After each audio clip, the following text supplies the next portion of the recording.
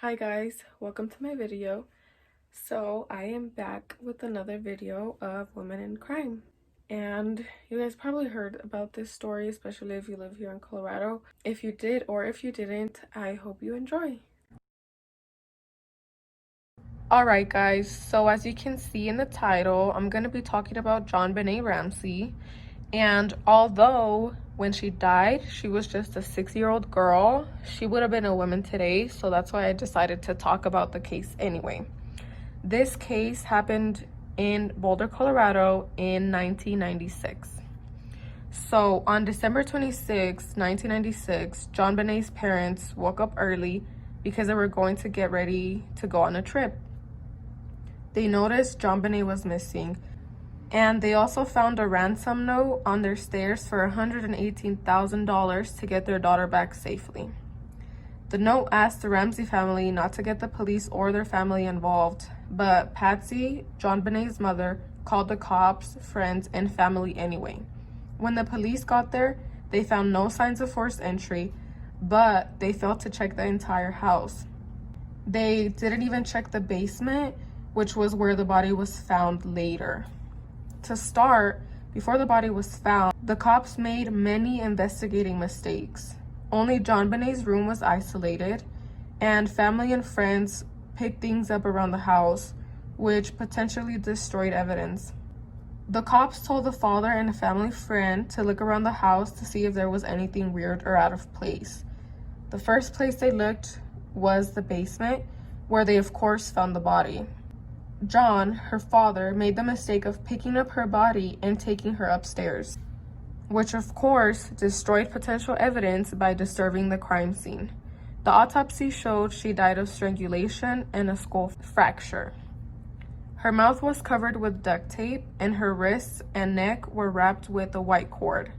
There was no evidence of rape because no sperm was found on her body because her vagina was wiped clean, even though they did see that there had been sexual assault. People then began making theories about the case. They made a family theory where they believed that it was kind of an inside job, and there was also an intruder theory. The police thought that the ransom note might have been staged because, for one, it was unusually long. Two, it was written using a pen and paper from the Ramsey's own home.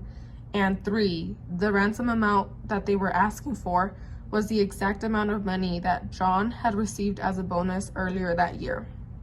The father, mother, and brother were questioned by investigators, and they all gave a handwritten sample to compare to the ransom letter. The dad and brother were cleared, and the mom couldn't be conclusively cleared, but the analysis wasn't further supported by any other evidence, so they just let it go. Then there was the intruder theory, which there was a lot of evidence to support. There was a boot print besides JonBenèt's body that didn't belong to anyone in the family. There was a broken window in the basement, which is believed that's where the intruder broke in. And there was also DNA from drops of blood from an unknown male found on her underwear. One of the most famous suspects was a man named John Carr. He was arrested in 2006. He came out and confessed to killing JonBenèt by accident after he drugged and sexually assaulted her. He was eventually released and dismissed as the suspect after there were no drugs found in JonBenèt's system. The police couldn't confirm he was in Boulder at the time, and his DNA didn't match the one that they had on record. The DNA was entered into the National DNA Database in 2003, but no matches were identified. There was also another suspect that came out years later, Gary Olivia, who pretty much confessed that he had killed her. He said he accidentally killed her in a few letters he had sent to one of his old classmates, Michael Vell.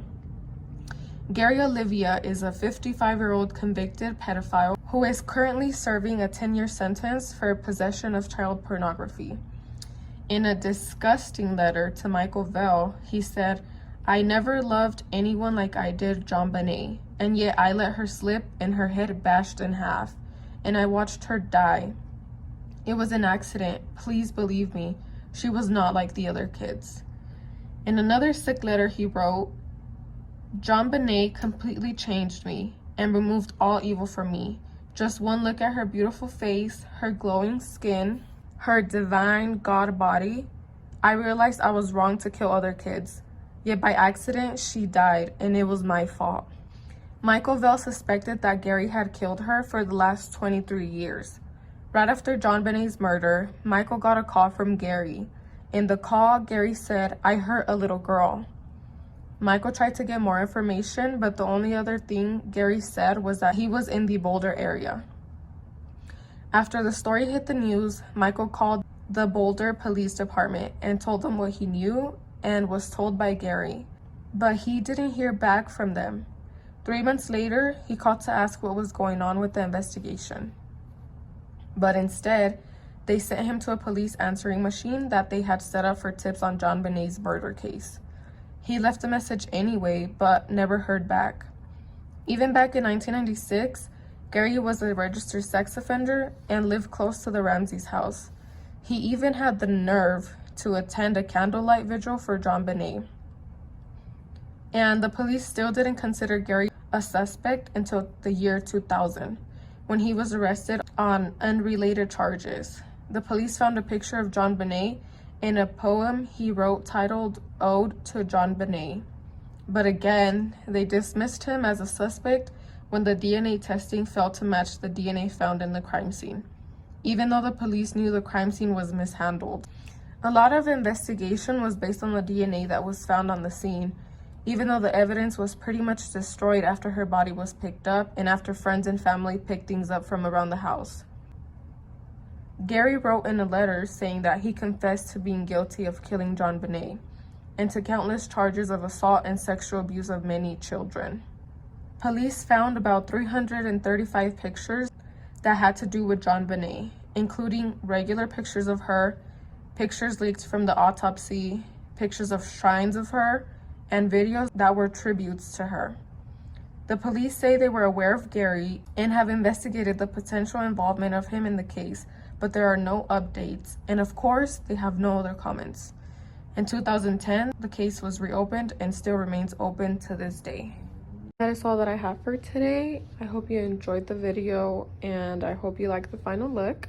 If you guys watched this far, thank you so much for watching. Don't forget to like and subscribe. Bye, guys.